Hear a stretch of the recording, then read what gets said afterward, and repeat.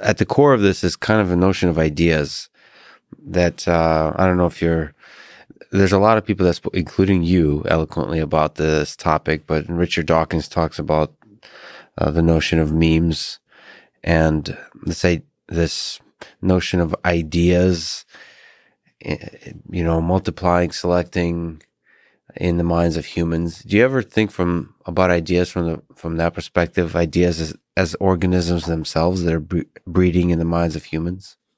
I love the concept of memes. I love the concept of this horizontal transfer of ideas and sort of permeating through our layer of interconnected neural networks.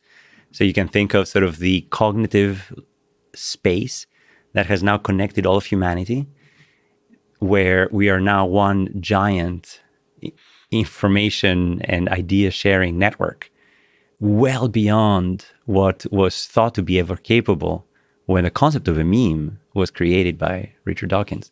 So, but I want to take that concept just into another twist, which is the horizontal transfer of humans with fellowships.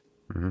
And the fact that as people apply to MIT from around the world, there's a selection that happens, not just for their ideas, but also for the cognitive hardware that came up with those ideas.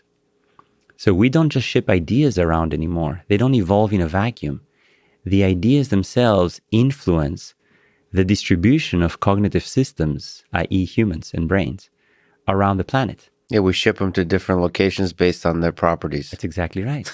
So those cognitive systems that think of, physics, for example, might go to CERN, and those that think of genomics might go to the Broad Institute, and those that think of computer science might go to, I don't know, Stanford or CMU or MIT. Yeah.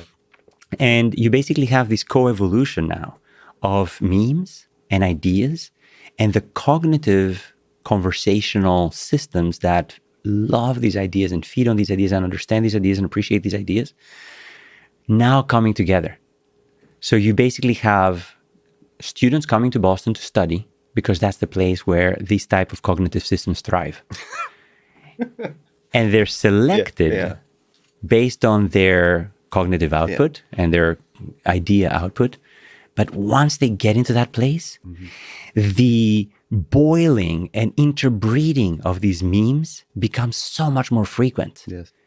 That what comes out of it is so far beyond if ideas were evolving in a vacuum of an already established hardware cognitive interconnection system of the planet, where now you basically have the ideas shaping the distribution of these systems, and then the genetics kick in as well. You basically have now these people who came to be a student, kind of like myself, who now stuck around and are now professors, bringing up our own genetically encoded and genetically related cognitive systems. Mine are 8, 6, and 3 years old, who are now growing up in an environment surrounded by other cognitive systems of a similar age, with parents who love these types of thinking and ideas. And you basically have a whole interbreeding now of genetically selected transfer of cognitive systems, where the genes and the memes are co-evolving the same soup of ever-improving knowledge and societal cross-fertilization of these ideas. So this beautiful image. So these are shipping these actual meat cognitive systems to physical locations. They tend to cluster in the biology ones cluster in a certain building too. So like within that, there's clusters on top of clusters on top of clusters. What about in the online world? Do you also see that kind of, because people now form groups on the internet that they stick together, so they can sort of these cognitive systems can collect themselves and breed together in different layers of spaces. It doesn't just have to be physical space. Absolutely. So basically there's the physical rearrangement, but there's also the conglomeration of the same cognitive system. Doesn't need to be, i.e. human, doesn't need to belong to only one community. Yeah. So yes, you might be a member of the computer science department, but you can also hang out in the biology department. But you might also go online into, I don't know, poetry department readings and so on and so forth. Or you might be part of a group that only has 12 people in the world, but that are connected through their ideas and are now interbreeding these ideas in a whole other way. So this coevolution of genes and memes is not just physically instantiated, it's also sort of rearranged, in this cognitive space as well.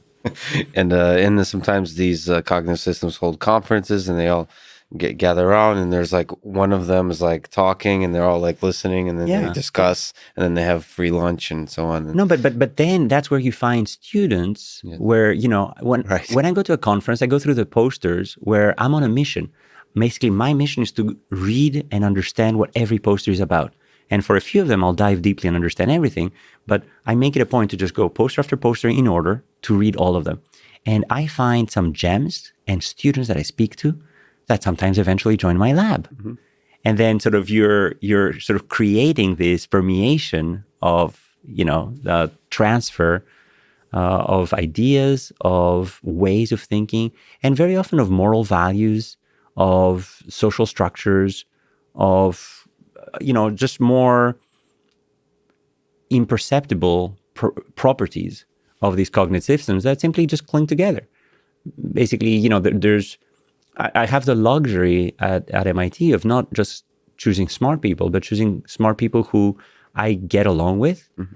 who are generous and friendly and creative and smart and, excited and childish mm-hmm. in their uninhibited behaviors and so on and so forth. So you basically can choose yourself to surround yourself with people who are not only cognitively compatible, but also, imperceptibly through the meta cognitive systems compatible. And again, when I say compatible, not all the same. Sometimes, not sometimes, all the time, mm-hmm. the teams are made out of complementary components, not just compatible, but very often complementary. So in my own team, I have a diversity of students who come from very different backgrounds.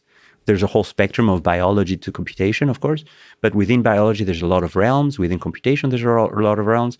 And what makes us click so well together is the fact that not only do we have a common mission, a common passion, and a common, view of the world, but that we're complementary in our skills, in our angles with which we come at it, and so on and so forth. And that's sort of what makes it click. Yeah, it's fascinating that the stickiness of multiple cognitive systems together includes both the commonality. So you meet because there's some common thing, but you stick together because you're different in all the useful ways. Yeah.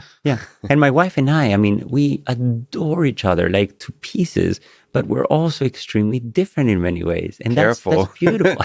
She's going to be listening to this. But I love that about us. I love the fact that, I'm like living out there in the, world of ideas and I forget what day it is. And she's like, well, at 8 a.m., the kids better be to school. And, I do get yelled at. But I need it. Basically, I need her as much as she needs me. And she loves interacting with me and talking. I mean, last night we were talking about this mm-hmm. and I showed her the questions and we were bouncing ideas off each other. And it was just beautiful. Like we basically have these, basically cognitive, let it all loose kind of dates where, we just bring papers and we're like, bouncing ideas, etc. So, we have extremely different perspectives, but very common, goals and interests. And anyway.